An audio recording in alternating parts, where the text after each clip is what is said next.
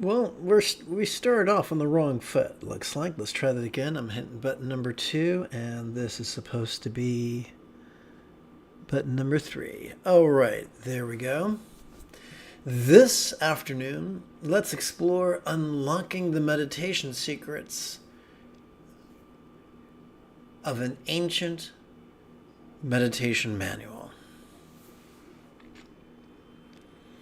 That did not fall trippingly off the tongue. This is Lama Jigme Gyatso of the Buddha Joy Meditation School. Welcome to Meditate Like a Jedi, brought to you by the kind-hearted folks who help support this channel on Patreon. This afternoon, we could chant and meditate and enjoy a lesson or two. But first, if you love Star Wars and you wish to meditate as profoundly as Qui-Gon Jinn on Naboo, be sure to subscribe and ring that notification bell.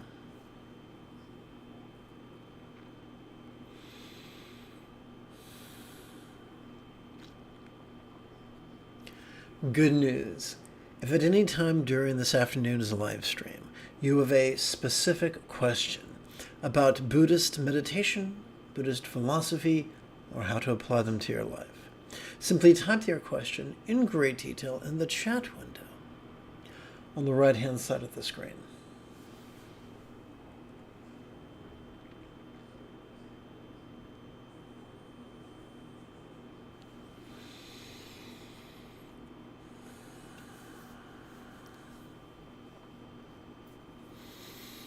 My intention is that for the next 53 lessons, we incrementally progress our way through Garab Dorje's Spaciousness of Vajrasattva.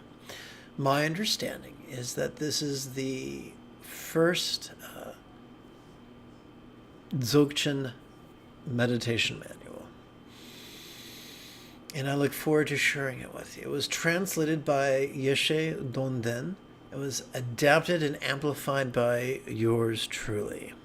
So Garb Dorje is the Tibetan translation of the Sanskrit name Prahevajra, who was born in the ancient land of Odanaya. I think it's the Swat Valley today, which would be, I think it's Pakistan, but I'm not sure. Let me look that up real quick.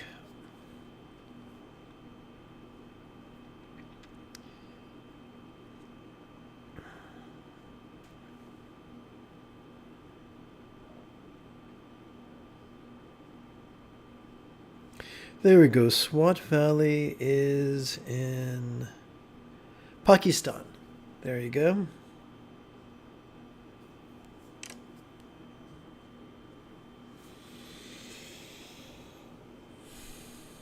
So now you know, I've given you a heads up, things to look forward to, but here is a second heads up. Much has changed since this text was composed in the 600s. This text teaches a method that is very easy and egalitarian. In the intervening centuries, interlopers have muddied the waters with elitism and rigidity and superstition and fear-mongering and controlling tendencies. And that which was once taught openly for everybody is now squirreled away and taught only for the chosen few. So by me sharing this with you, there's a lot of people who get very cranky. And as uncomfortable as it is to have people cranky with me, I'd rather spend what time I have left helping people to master the Buddha's path.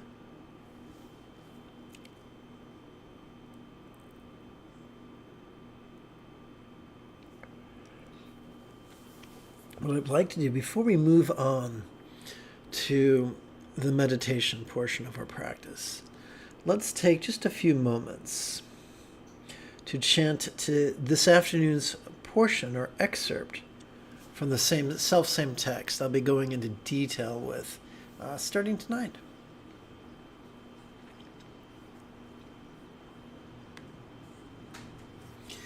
Some meditators strive to put their minds into a thought-free state, mistakenly thinking that this gives them access to something subtle. They isolate themselves in lonely places. Examined closely, this folly seems to be a form of conceptual meditation. Thinking in terms of causes and reasons, such seekers strive in vain to transcend this world. They reject the bad and accept the good. Although non-dual wisdom already transcends dualities like bad and good. Clinging and indifference are concepts so to echo like in their non-graspability as anything in between. Joy and sorrow arise from the same source, so declares Vajrasattva, refuge of all.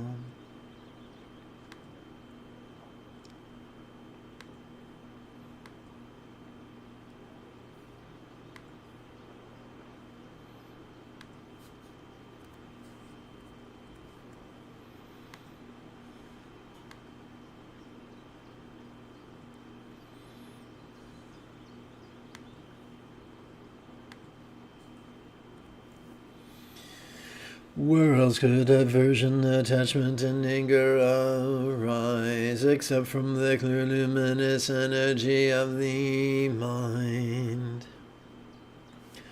Objects of pleasure are also just this, formulations of the energy of the clear light of wisdom.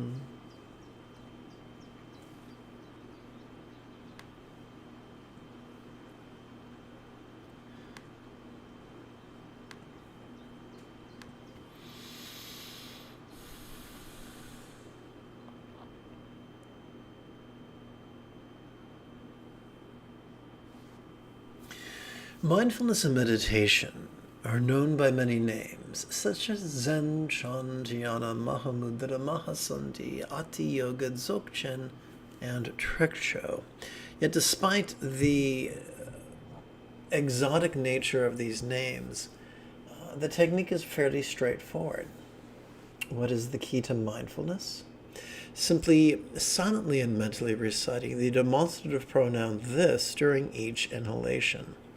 Doing so grants us effortless and automatic access to our sympathetic nervous system, which has not evolved for active concentration, but has evolved to simply perceive, vulnerably, passively, viscerally, and randomly. And as such, it has evolved to notice sights, sounds, sensations, flavors, scents, and the like, including emotions, intentions, thoughts, memories, and imaginings.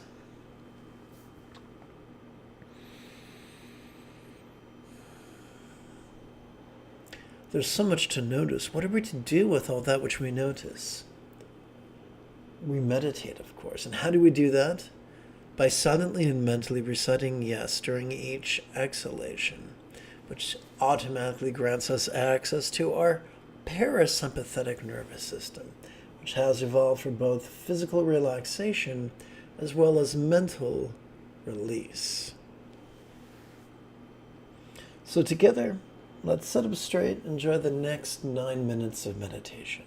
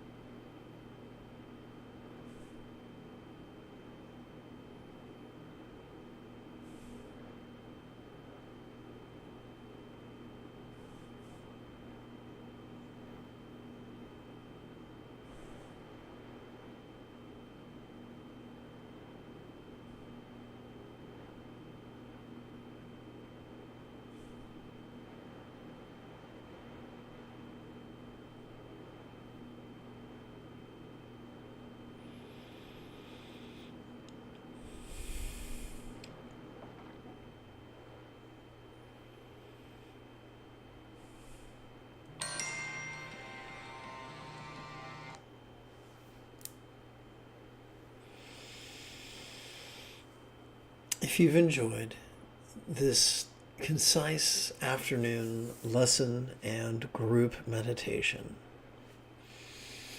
you are welcome to type something in the chat window, give this live stream a thumbs up, share it with a friend, and even help support this channel on Patreon.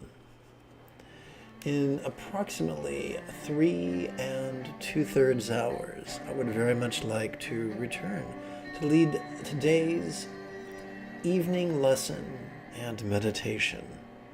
Until then, if you are as geeky as me, this is the way.